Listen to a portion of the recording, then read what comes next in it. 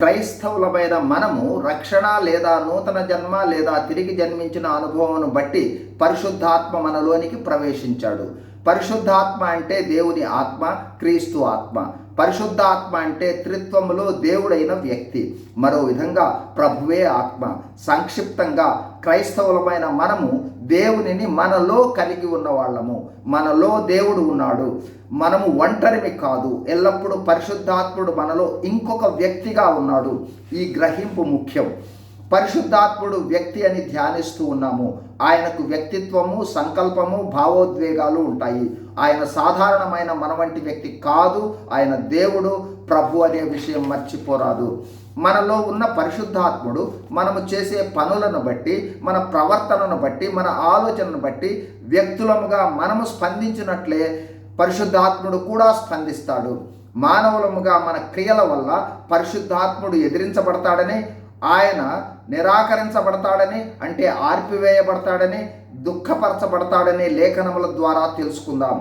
ఈ గ్రహింపులోనికి రావడం అనేది ముఖ్యము. మొదటిదిగా అపోస్తుల కార్యములు 7:51లో స్టెఫెను అంటున్న మాటలు చూడండి.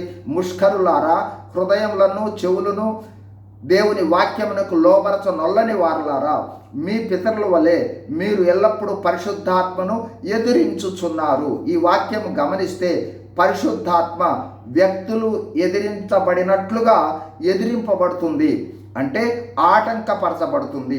మానవులమైన మనము అనేక సమయాల్లో పరిశుద్ధాత్ముడు మనలను నియంత్రించాలనుకున్నప్పుడు ఎదిరించే వాళ్ళంగా ఉండటం జరుగుతుంది. రెండవదిగా మొదటి తెస్సలోనికైలకు రాసిన పత్రిక 5:19 ఆత్మను ఆర్పకుడి. ఈ వాక్యము పరిశుద్ధాత్మను ఆర్పుటను తెలియచేస్తుంది. పరిశుద్ధాత్మ దేవుడు మనలోనికి వచ్చి ఆయన మనలో చేయనుద్దేశించిన కార్యాలు ఏమీ చేయకుండా నిరాకరించుట, ఆత్మ ఉన్న గ్రహింపు లేకపోవుట, ఆత్మ ఆధీనంలోనికి వెళ్లకుండాటయే ఆత్మను ఆర్పటం అంటే. ఆర్పుట అంటే అగ్ని మీద నీళ్లు పోసినట్లుగా పరిశుద్ధాత్మని శక్తి ప్రవాహాలను ఆర్పివేయటం. 3 ఎఫెసీ 4:30 దేవుని పరిశుద్ధాత్మను దుఃఖపరచకుడి. మనలో ఉన్న పరిశుద్ధాత్మ దేవునికి ఇష్టము కాని పాప సంబంధమైన క్రియలు, వ్యతిరేకమైన పనులు, తలంపులు చేస్తే లేదా మాటలు మాట్లాడితే పరిశుద్ధాత్మ దేవుడు మనవలే దుఃఖిస్తాడు.